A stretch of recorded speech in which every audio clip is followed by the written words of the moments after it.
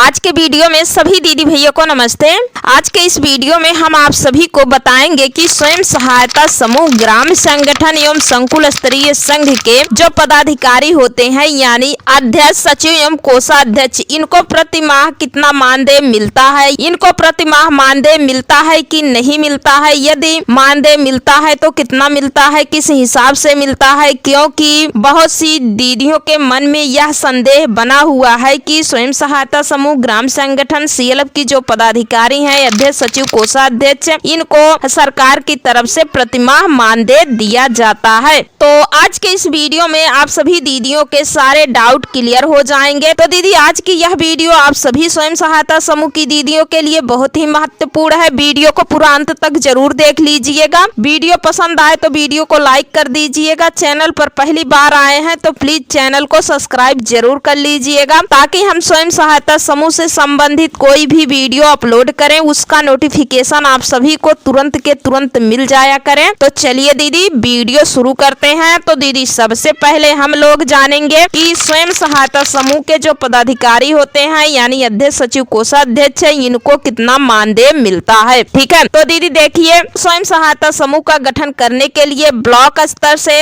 आईसीआरपी दीदी आती हैं। आईसीआरपी दीदी के द्वारा आपके ग्राम पंचायत में स्वयं सहायता समूह का गठन किया जाता है। तो सबसे पहले दीदी आप लोग यह जान लीजिए कि स्वयं सहायता समूह में कितने पदाधिकारियों का चयन सीआरपी दीदी के द्वारा किया जाता है। तो दीदी देखिए, स्वयं सहायता समूह में 3 पदाधिकारियों का चयन किया जाता है यानी अध्यक्ष, सचिव एवं कोषाध्यक्ष। सर्वसम्मति से इन्हीं तीनों पदधारियों के द्वारा स्वयं सहायता समूह का संचालन किया जाता है। बैंक, ब्लॉक आना जाना, पैसा जमा निकासी करना इन्हीं की जिम्मेदारी रहती है। तो इनका कार्यकाल कितने वर्ष का होता है यह भी जान लीजिए। तो इनका कार्यकाल दीदी केवल 3 वर्ष के लिए ही होता है। उसके बाद जब इनका कार्यकाल समाप्त हो जाता है तो स्वयं सहायता समूह के अंतर्गत नए सदस्यों को पदाधिकारी बनने का अवसर दिया जाता है। नए सदस्यों को पदाधिकारी बनाया जाता है यानी अध्यक्ष, सचिव, कोषाध्यक्ष। तो यहाँ पर जो दीदी समूह में पदाधिकारी बनती हैं उनको मानदेय कितना मिलता है। तो दीदी देखिए, जो भी दीदी स्वयं सहायता समूह के अंतर्गत पदाधिकारी के रूप में रहती हैं, अध्यक्ष, सचिव, कोषाध्यक्ष के रूप में, उनको सरकार की तरफ से किसी भी प्रकार का कोई मानदेय नहीं दिया जाता है। ठीक है, लेकिन हाँ, अगर दीदी बैंक, ब्लॉक आती हैं जाती हैं पैसा जमा निकासी करने के लिए, तो स्वयं सहायता समूह स्वयं अपने ही कोष से पदाधिकारी दीदी को आने जाने का वास्तविक यात्रा खर्चा किराया देता है, जो भी उनका वास्तविक किराया बनता है। लेकिन किसी भी पदाधिकारी को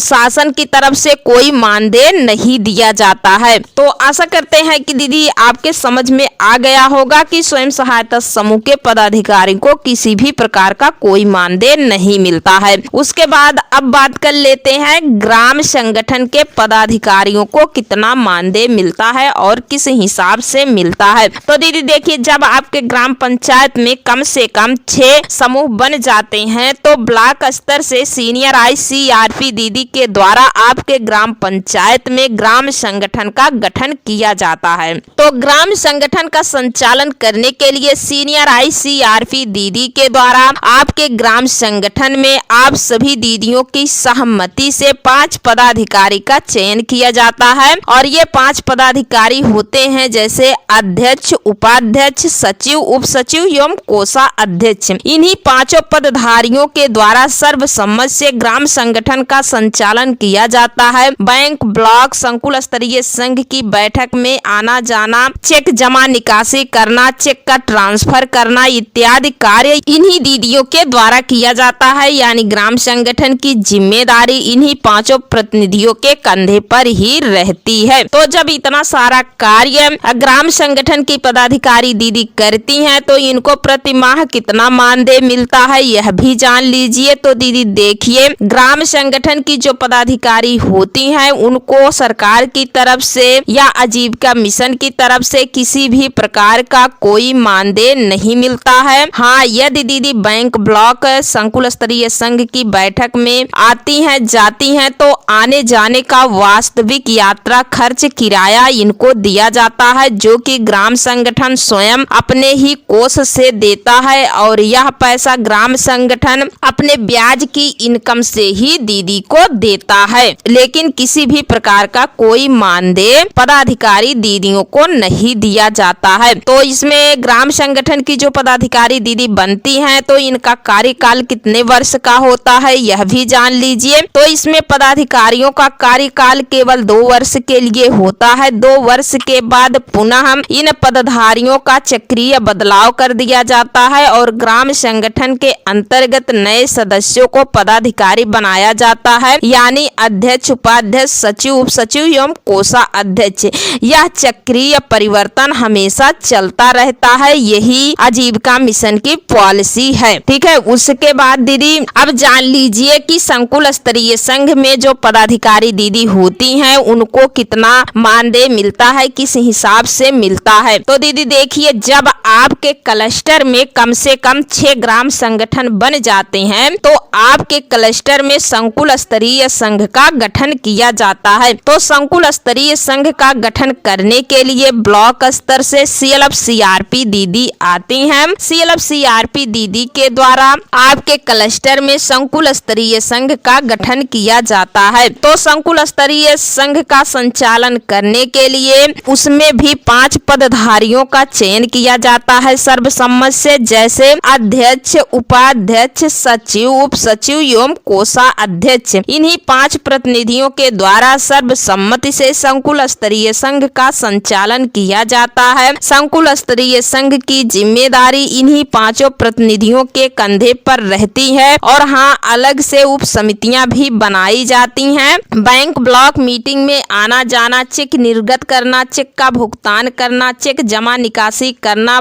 और संकुल स्तरीय संघ के अमाउंट का हिसाब किताब रखना इत्यादि जिम्मेदारी इन्हीं पदधारियों के कंधे पर ही ज्यादातर रहती है। जब इतना सारा कार्य संकुल स्तरीय संघ की पदाधिकारी दीदियां करती हैं तो इनको कितना मानदेय मिलता है यह भी जान लीजिए। तो दीदी देखिए, इनको किसी भी प्रकार का कोई मानदेय ना तो सरकार देती है ना ही एनआरएलएम देता है। ठीक है, इनको किसी भी प्रकार का कोई मानदेय नहीं मिलता है, केवल इनको जिम्मेदारी दी जाती है। ये सब दीदियां निःशुल्क निस्वार्थ भाव से अपनी जिम्मेदारियों का निर्वहन करती हैं 2 साल तक। लेकिन हाँ, यदि पदाधिकारी दीदियां बैंक ब्लॉक मीटिंग में आती हैं जाती हैं तो आने जाने का यात्रा खर्च, किराया, जो भी इनका वास्तविक किराया बनता है तो संकुल स्तरीय संघ स्वयं अपने कोष से इनको देता है। और वह भी किराया जो संकुल स्तरीय संघ देता है तो संकुल स्तरीय संघ में जो ब्याज की इनकम आती है उसी ब्याज की इनकम से पदधारियों का खर्च दिया जाता है, लेकिन किसी भी प्रकार का कोई मानदेय पदाधिकारी दीदियों को नहीं दिया जाता है। तो यहाँ पे दीदी हम आप सभी को बता दें, स्वयं सहायता समूह, ग्राम संगठन और संकुल स्तरीय संघ में रजिस्टर का लेखा जोखा करने के लिए, लेखांकन करने के लिए तीनों संगठनों में एक बुक कीपर का चयन किया जाता है। समूह अपने समूह में स्वयं बीके का चयन करता है, ग्राम संगठन स्वयं अपने ग्राम संगठन में बीके का चयन करता है और संकुल स्तरीय संघ भी स्वयं अपने संकुल संघ में बीके का चयन। जब ये लोग अपने अपने संगठन का रजिस्टर लिखती हैं, मेंटेन करती हैं, तो